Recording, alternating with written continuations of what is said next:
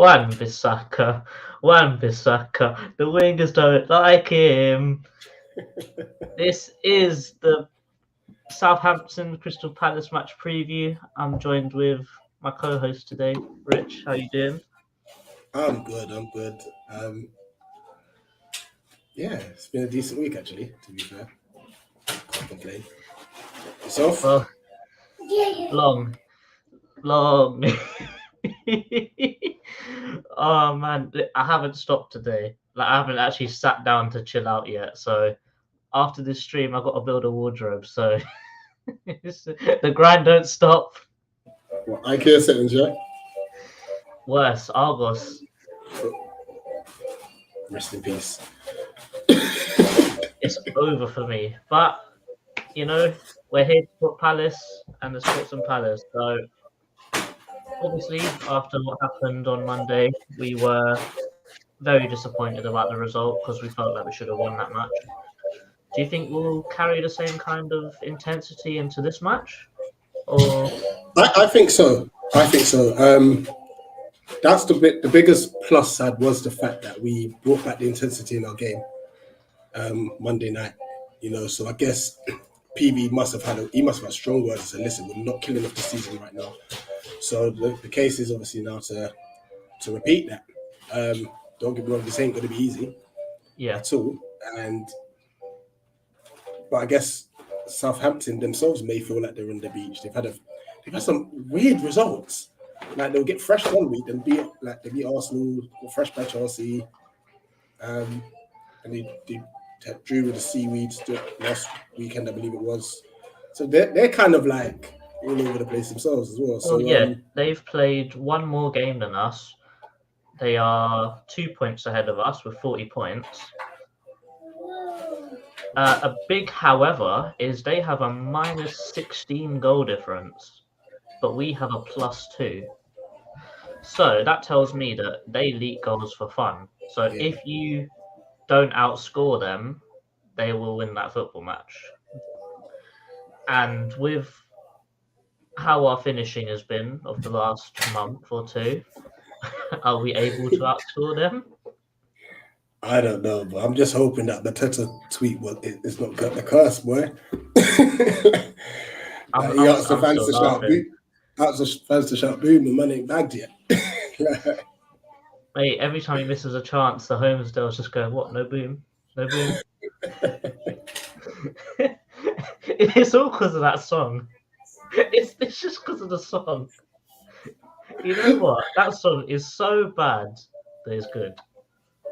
It is, and it's fitting for him actually. Yeah, that edit that someone made of the boom cuts every time he kicks the flagpole. That's quite good actually. Yeah.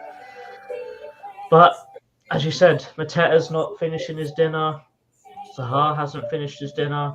I don't think Elise's played enough football to come back from his injury to show that. But players aren't finishing their dinner like they used to. Like, for example, Gallagher, he had a couple chances where he should have taken it first time, but he took a touch. Does that touch, or would you say that touch would be a lack of confidence for him, maybe because of the the previous matches that he's had? He's not had the best. He hasn't actually, considering how he was previously. I think this is probably the worst run in form he's had for us. Not obviously, we're not downplaying how great he's been for us, but he's just hit a bit of a rocky patch. I mean, to be fair to him, against Leeds, he did play well. Yeah, he just didn't score. On another day, he's got 2 easily. Yeah, and his output this season's been all right. It's like 6 or 7 goals, or maybe 8. Let me have a look. He's got quite a fair few goals, this season. Conor Gallagher.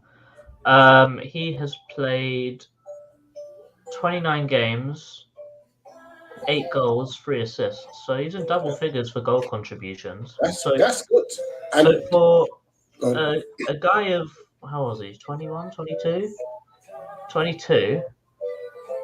Oh gosh, he's like a month older than me. That's mad. Look what I'm doing. Look what he's doing. Hey. I'm doing bigger and better things. Yeah. And don't put me to shame either, because you lot are young bucks. I'm not. But you know, but for him being his second season in the Premier League, not playing in a team where he's relied on to do everything like he was at West Brom. And Yeah. to be fair, even at West Brom, he had a decent output, even though he was the only guy in that team that made any sort of effort in the league. I think he's done well. Like 10 goal contributions is insane for a midfielder of his age. Like anywhere in the world, really, even in the MLS. But playing devil's advocate, do you think that maybe the whole team's not on the beach? Maybe Gallagher's on the beach because maybe he's been promised by Tuchel that no matter what he does from now, he's in the Chelsea squad next year. So maybe he's saving himself for that. Do you think? That could be a factor. Hopefully not. Because I still would love us to nick him on another year loan. You know, I don't think we'll be able to realistically sign him. I don't think the valuation. Yeah. Is us. But I would say it's not in his character to just sack it off from now. And also, we got to think like, listen, some managers' words, boy, they tell you what you want to hear. You know, Gallagher's got a massive choice on his hand this season, this next season, because it's not like the World Cup's at the end of the season. It's 3 months after the season starts. Yeah, so he needs to be playing from the start of the season till. If he doesn't start the season with Chelsea, you know what he needs to do? He needs to look at himself and look at Loftus-Cheek and say, do I want that? Really? Because what happened to Loftus-Cheek when he came to us? He came to us, got in the England team, got in the World Cup team, went there. I don't think he played, but still getting in the team off your loan is insane. But he went back to Chelsea. Chelsea said, oh, there's a Spanish version of you which does the same thing, and he's 50 million. I will buy him instead. You're on the bench, mate. Does Gallagher want to do that in the prime of his career when he needs to get game time under his belt so then he can solidify himself as one of the best midfielders in the league? Because how he's playing, he can achieve that title. You know what's going to be very key to this decision? I think it's going to be whether or not Chelsea's ban gets lifted. Because if it does get lifted, and you know how Roman Abramovich is, he don't like not winning things. They're not winning the Champions League. They're not winning the league. They potentially could win the FA Cup, obviously. Yeah. If they don't win that, Abramovich will spend. Yeah, but he can't spend. His assets have been frozen. Yeah, but I mean, if that gets overturned and stuff, yeah, you know, he will spend. If it doesn't get overturned, then I reckon they'll get Gallagher in. Yeah, following into that Chelsea situation with Abramovich quickly, you know how Abramovich's people that are trying to sell the club for him, today they met with Harris and Blitzer. So, do you think that if those guys are trying to get Chelsea, as it looks like they're trying to do, they have to get rid of their stake in Crystal Palace first? And from us meeting Texter and from what he's said to newspapers and stuff like this, is that he would like to own their share. Would you be happy with Texter owning like a 60% share and then Parish owning the rest? Because I think that he could pick it up for a very cut price, because if they need to sell us to get Chelsea, they're going to have to get a quick sale. So it probably means that Texter will probably get a cut price on their share. Yeah, I'm a massive fan of having like one owner in a sense, or maybe two. You know, I think the way it's split with 4, like if you get any bad apples in there, it can just make the whole thing collapse. You know what I mean? And listen, the way that Tex is coming and like he's obviously invested in the club immediately, I have no complaints of him taking a larger share. You know? Yeah, and from when we spoke to him, it sounds like he wants to build this club into something special. So hopefully that means the investment doesn't stop there. 100%. Yeah, let's hit up some comments, because I see Luke's got something in there that I know he wants me to have a look at. Shock. Big up. Gonna say 1-1.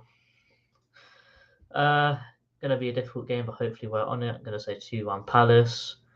Do we need a striker in the summer? I think personally it hinges on if Benteke stays. And if Edouard stays. I think Edouard's season is next season, because I think that's the same thing for Eze as well. Because I get that having him being a bad Edouard being a bad trainer, but if he gets on a goal scoring streak, it doesn't really matter. It doesn't really matter how you train in it. As long as you're producing on the Saturday, then that's all that matters. But when Edouard plays up front, he needs the rest of the team to play well, because whenever he's played up front, we've played awful.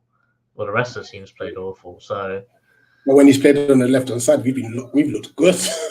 Yeah, exactly. That's But that's where I go back to that saying that I said the other day: play him at centre forward, not striker, and have Wilf and Elise cut in. Yeah. Your inverted wingers, then you're looking at a different formation. You're looking at a whole different way of playing. I think we would need another striker, because I would say that we'll probably loan Luke Plange out again, because he's been good. You never know; he could make it onto the bench with Benteke or Mateta or someone like that. But I don't know. I think we need a different dimension of striker, in the sense of someone that's like more a bit like Dwight Gale, in the sense of he was short, quick, and he's like a fox in the box, instead of someone like Edouard, like Mateta, like Benteke, who sort of got the same profile of player there. Massive 6-foot guy. Yeah, I guess, let's see. If you look at it, Edouard is definitely a ball to feet sort of striker. Mateta, he's happy to go in behind. And Edouard's more of Benteke is obviously long ball merchant. So yeah, I guess we do need something a bit different. We'll just wait and see, really. Could Nketiah fill that gap, maybe? No, I'm not his biggest fan, but if he's free and his wages ain't that mad, then so be it. Because we need to spend money elsewhere. So if we're taking him on a free transfers, I ain't complaining. Yeah. Who's going Box Park? I'm not sure. Yeah, I'm not sure yet. Because I know you have to get there really early, and I think it's on a work day as well. So most likely I'll watch it on the stream. But we could do a watch along. That's something to put in the pipeline. Big up Rich. What up, Boris? I'm not going to big you up because I saw what you put next. What is he for? Big up. Jordan, are you able to build and reach that wardrobe? Yes, I am. Yes, I am. That blue stool is sitting right there. So... I look at the troublemaker, Bro, Luke tried to give me another hug at Wembley, I was like, no. Personal space, my guy.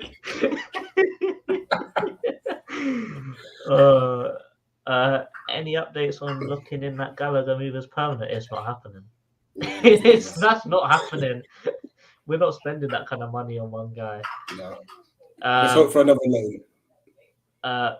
Big up Vibes. You got a nice profile picture today, man. I think Luke agrees there. That's a nice profile picture. Compare Gallagher's record from West Brom to Palace. It's night and day, completely. Yeah. Oh yeah, I could look at it here. He played every game. He played 30 games, 2 goals, 2 assists, compared to 8 goals, 3 assists for us. Bald Eagle form lacking up top lately. 100%. Big up James. When's the new Eagle news coming out, mate? News that may be in for Wan-Bissaka. That's all starting to talk about. It's all talking points. Yeah, 100%. Hopefully it happens. Big up. Big up Tristan. Vibes is mocking it. Heard the rumor of them trying to get Chelsea before. Yeah, Yeah, they're still going for it. Yeah. Yeah. Ayu's been good. No. He's been Yeah, good. but we need to be. We're Yeah, not Elise clinical needs in to the. play, He but I'm needs saying to. Ayu's been good. Yeah, Ayu's no been good. slander on Ayu. He's actually doing well. You have to give him his praises. Don't need a striker, investment elsewhere. This is it. Right back, left back, midfielder, goalkeeper. That's the four right now. Anything else is a luxury, really. Lovely PFP. Gallagher staying at Chelsea. Street saying United's playing today, but I'd rather be here instead. Listen, if you're an undercover Palace fan, then it is what it is. I think that's a good segue into a combined 11. Yeah, why not? So let's hit it. Do we try to get 3 Southampton players? Is that the key? I think we have to. I think there's one that we both know and we don't want to put in there, but you have to. We have to put in. I mean, there's a second. I think Kyle Walker-Peters. Yeah, I think we know the 3. I think McCarthy gets in there. Do you or not? Why do I prefer what's his name, Forster? Do you? So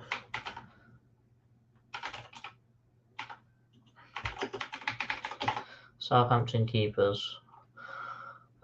I don't know. I think Alex McCarthy is probably the guy. James, we're looking at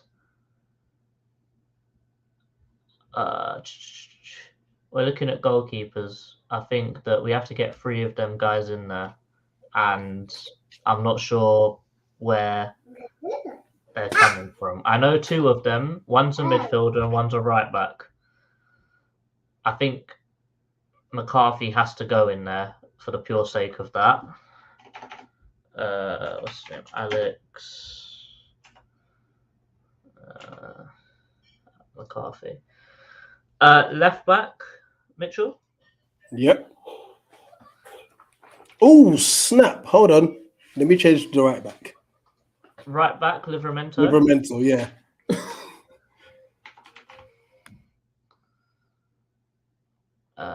Tino.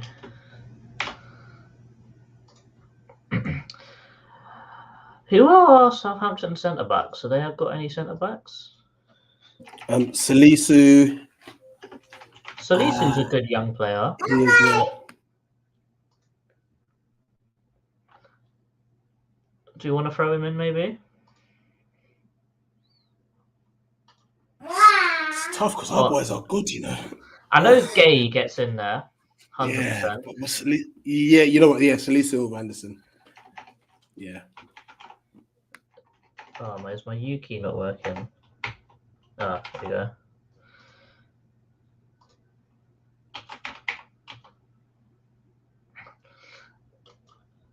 Okay.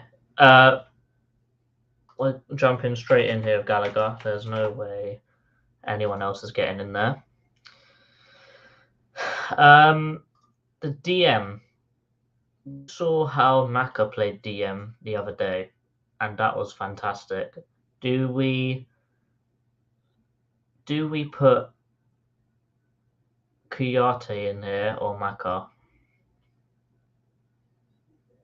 You're muted, mate. Yeah, no, that's it. Yeah, I was just put something down. I'm trying to think about I'm trying to think of the balance because that's tough. Because I know we've already got 3 Southampton players, but I think that you can't not put that guy in there, if you know what I mean. Yeah. I know who the other midfielder is. I'm just trying to work out which is a better balance with Maka or Kayute, considering the Gallagher and obviously JWP. Coyote. I think he Just sits to a break bit up the more. play. Yeah.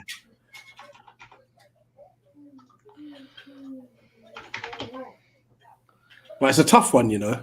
That's a tough choice between him and Maka for that. Yeah, because I think the ball playing ability of that midfield, if it It's had fine, Maka in yeah. it, is immense. But for the pure fact that if you had Kuyate sweeping up and letting these two do whatever they Just do what wanted, they want, yeah. mad. I think the front line picks itself. Yeah, it does. Man like Chanza. Hakuna Mateta gets in there, and Michael Elise. So put in the These are comments. getting easier to do. Yeah, because yeah. I think, especially with us, there's a certain amount of players that like guaranteed. Yeah, I'm gonna throw an extreme curveball at you. Go on. And I think if you're doing a combined 11 for these two teams in particular playing against each other, I would throw Shane Long up front because he has scored in every single game that we ever play against Southampton. He's literally their Pulisic. Trust me, that guy scores so many goals against us, and he never scores. Because we got to leave JP the only reason why I'm saying this is because we can't finish our dinner up front. Yeah, that's a good point. But to be fair to with Long, yeah, I'll like if I'm going off of that, I'm thinking of maybe Che Adams. If I was to pick one of the strikers, it would be Che Adams over Long. To be fair, so the comment section is going wild. Bear in mind, we have to pick 3 Southampton players. Yeah.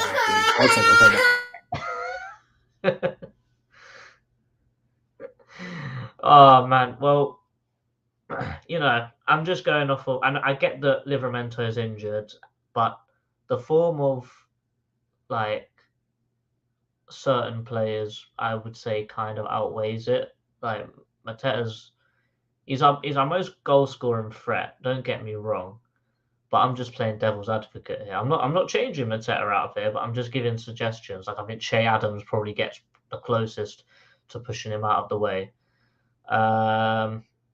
Feel sorry for Livramento. Brozier's a baller. Walker Peters, yeah, man, they got some good fullbacks there. Betnarek, he's all right sometimes, but you know, Anson and Gay, 100%. Not having no Anderson disrespect. We've got to get them 3 players in somewhere. Mackerel Day, Ratboy has to be there. Yeah, Mateta over Brozier. Shamsa hates slippers. Shout out the Spurs community. That's what Hamza's name is, right? He's wearing Spurs kit all the time. Anson over Mark Anselisu. That is a hot topic. I'll save that one. McCarthy, I think so. I think he's a great shot stopper. Yeah, only 3 goals. Listen, you gotta talk about this guy. He don't stop scoring against us. Mateta's clear. Lonazayo in up front. Yeah.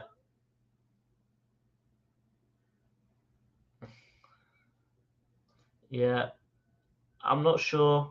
We don't know yet, but you know, we'll put him in for the sake of it.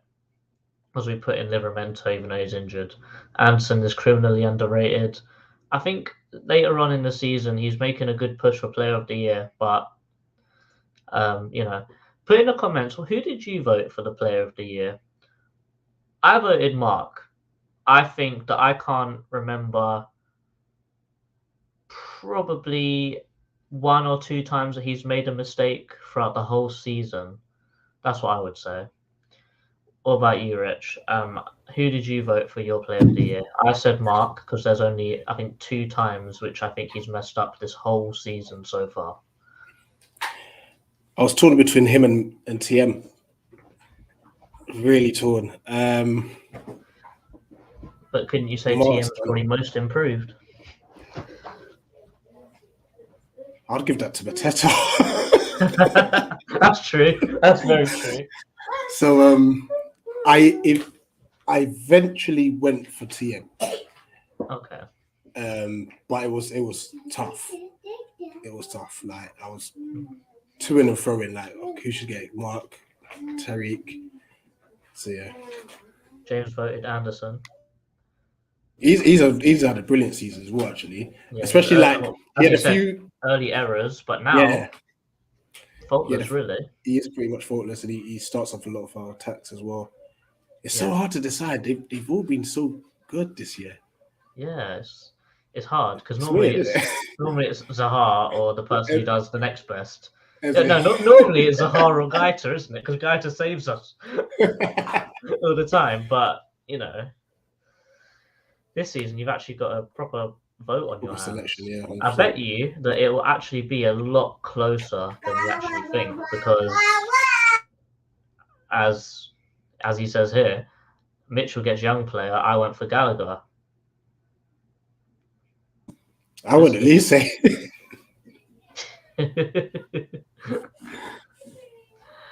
I voted Mitchell and goal of the season against Seaweeds. Yeah, I did. I did the Gallagher goal for goal of the season. Oh, I did Sahara against Norwich. The reasoning behind it, every player touched the ball.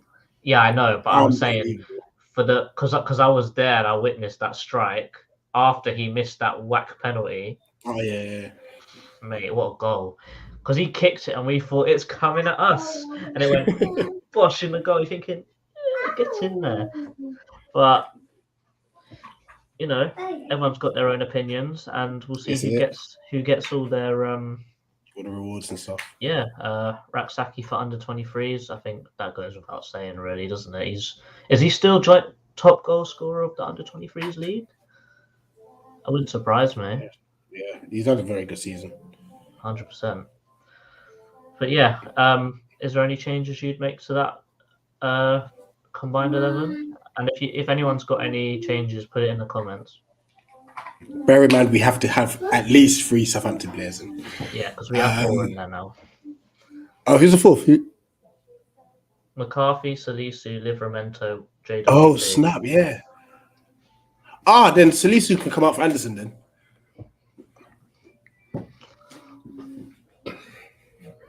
There's no bias talking there at all, is there? None at all. I just want him to have 3.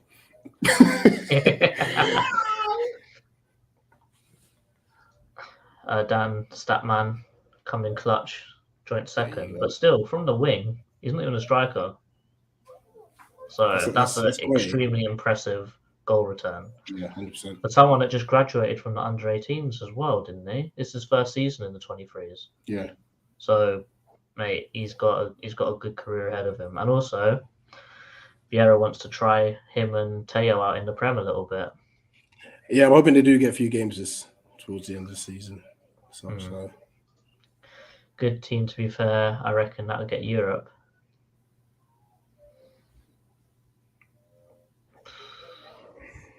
I don't know. We're both very even sides, I'd say. Yeah, I think we've got our best. I think the thing that made this 11, I think, almost pick itself is because they've got all their best players in different positions to where we've got our best players, if that makes sense. Yeah, I agree. So their right back is insane. One of their midfielders is a brilliant player. One of their centre backs is a brilliant young player. But if you look at us, one of our centre backs is a great young player. Our left back is another great player. Yeah. All our front three are good players. Like it just picked itself, really. Yeah, absolutely. Oh wow! Frankfurt scored after 52 seconds against West Ham. Right. Do you think these men con their way into the London Stadium the same way as they did at the Barcelona? And what an absolute turnout they had at the Bernabeu. Camp Nou, sorry. That is a home match for Frankfurt. That's not an away match. Mate, the German support is insane. Yeah, it is ridiculously good. it'll be good to see like English fans sort of get on, because I'd say we're sort of the only club that sort of gets near the German. We're not nowhere near German fans or Dutch fans or anything like that, Yeah, but we're probably the closest thing in England to that. But I think it is great to see when European nights, when they come over and they show they yeah, show they. well. They put everyone else to shame. Raksaki 90th minute goal against Watford. That would be amazing. Absolute seeds in it. They would hate him just as much as Zaha if he did that. You know that, right? By the way, it didn't go past me. I just see it, and then Nevea dropped. So Oh man. Well, I say we'd wrap it up with score prediction. yeah. The beautiful thing about it is, well, actually, let's look at last. I'm starting to run away with this, by the way. So, very high scores Man, I'm for falling behind most now. of us. You can shush me. So yeah, which has now led to, obviously, this is the current standard. You've fallen behind, JC. Yeah, I mean, obviously, I know you had that deficit, but you were like within 6.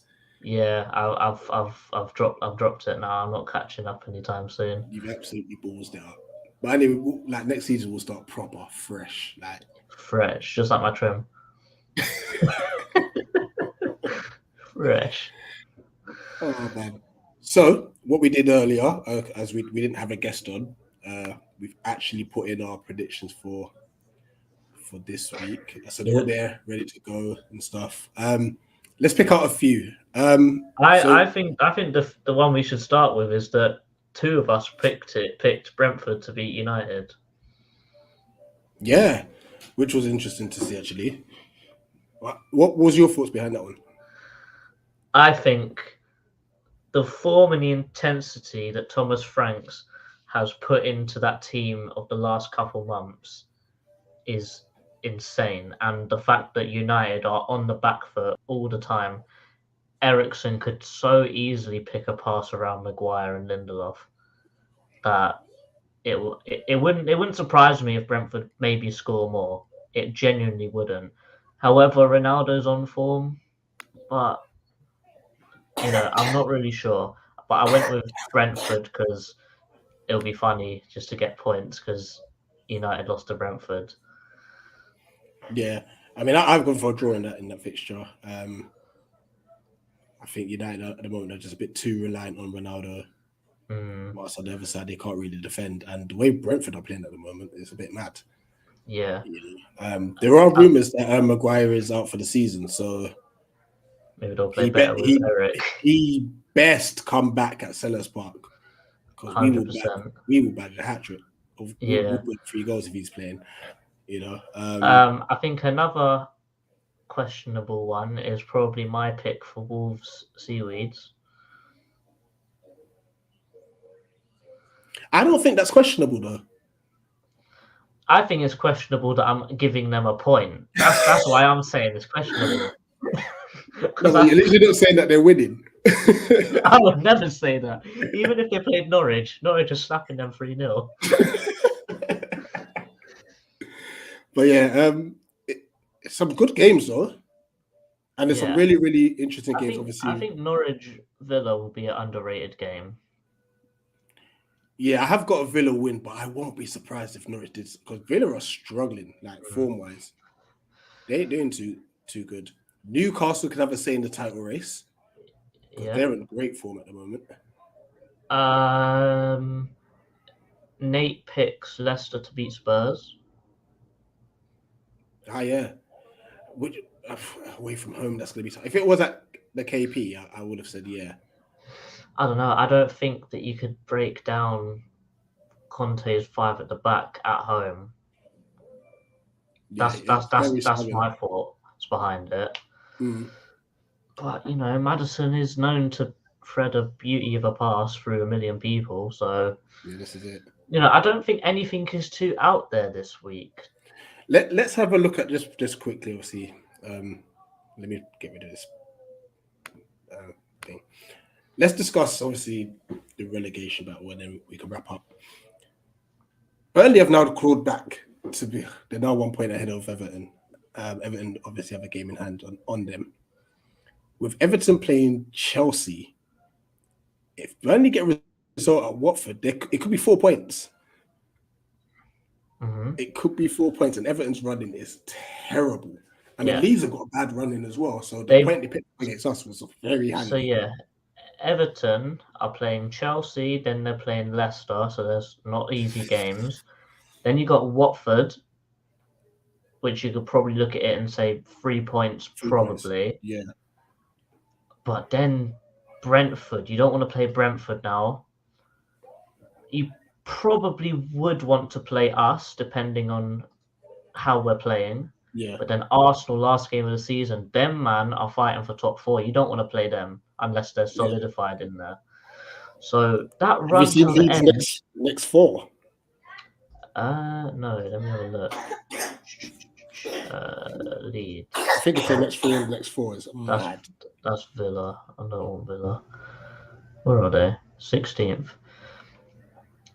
They have City, Arsenal, Chelsea, Seaweed, Brentford. Oh. And this is why that point unironically, it's feasible they could get no points until the end of the season. It's feasible that they would finish on 34 points by the end of the season. None of them have equal fixtures. I think Burnley have the better running, but it's whether or not they do what they're supposed to do. You know? But after beating Wolves, they've got to make sure they beat Watford. Yeah, they have to. If they don't beat it, I think that's it. Yeah, I think it'll be curtains. Yeah, completely. But I would say that I would have more confidence in Burnley if they still had Sean Dyche. I still say that now, because Dyche is the kind of guy that will take you to Chelsea and get you a win, because he got them a draw there, didn't they? At the bridge.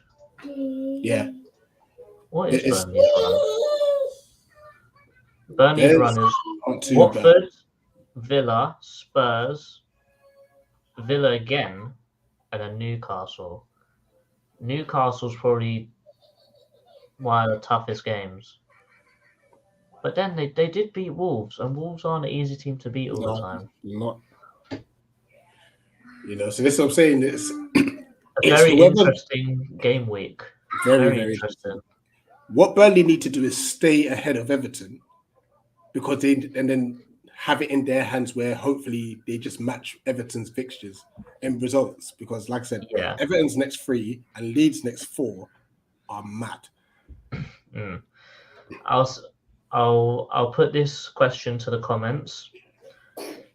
I think that the first 2 relegation spots are already set in stone with Norwich and Watford. Out of Everton, Burnley, and Leeds, who would you rather go down? Oh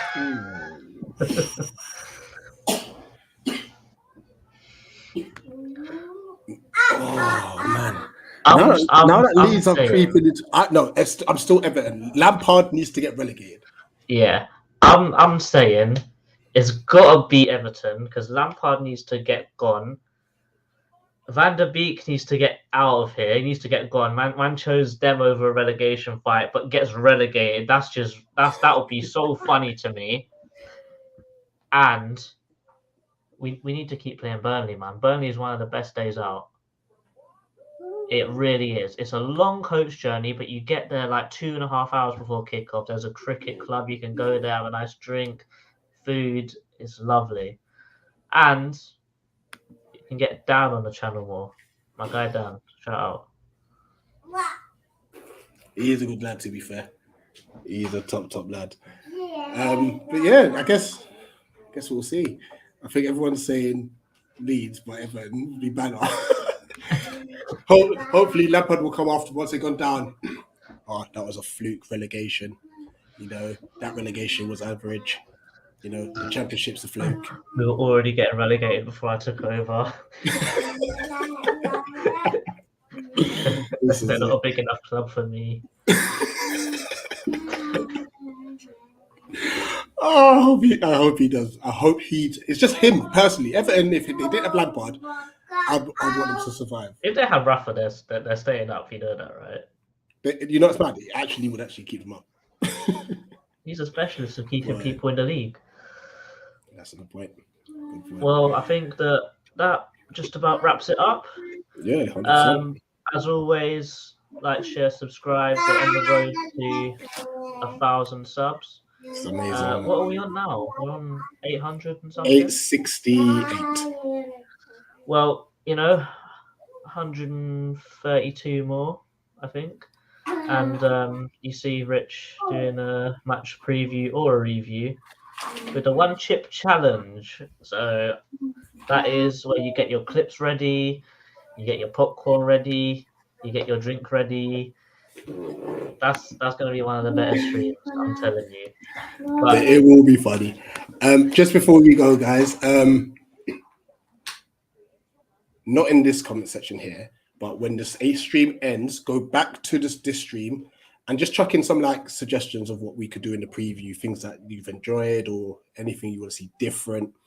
Because I mean, we're slowly just trying to make little changes here. Notice how the previews are getting a bit shorter. We did a recorded match reaction the other day. We're just trying different things. I'm glad you lot are kicking it with us, but sometimes you're not busy as well, man. Like having you sit with us for an hour, 2 hours, and that could be taxing. But just let us know what sort of content you would like, and we'll try and get out there for you guys. And I've got some more ideas which we need to put in the group chat for what we can do in the off season as well, because we need to keep the channel ticking over in the off season. 100%. I agree. Because everyone needs their football fix once a week at least, so we'll try and get that going. We'll set a target of at least one video a week or one stream a week throughout the off season. Because you lot are an amazing community, man, and we just want to keep engaging with you guys, man. 100%. So appreciate all the support. And even if you forget to come onto this, just tweet us, DM us. All our socials are in the description. You can find us, give us suggestions, and we'll see what happens. That'll be cool. I had a look at the seeing how much it would cost. Well, my dad had a look at seeing how much it would cost to go to Singapore and Perth to see how to see it's $1,000 and a bit per person. Yeah, but even with saying that, obviously we do know a few Palace fans in Australia, so we'll probably like to reach out to them. Yeah, if they go to the game, we could get them to do fan cam, do a little recording in there, maybe a vlog if they're or even if we're live, they can just jump on, show the atmosphere. Don't worry, James. Transfer Weekly will happen, and I'll try and get you guys involved in it as well. 100%. Big up. I love it. Right, I've got full training. Yay. Successful. Anyway, as always, like, share, subscribe. That was the match preview, and we are out. Peace. Up the Palace. Up the Palace.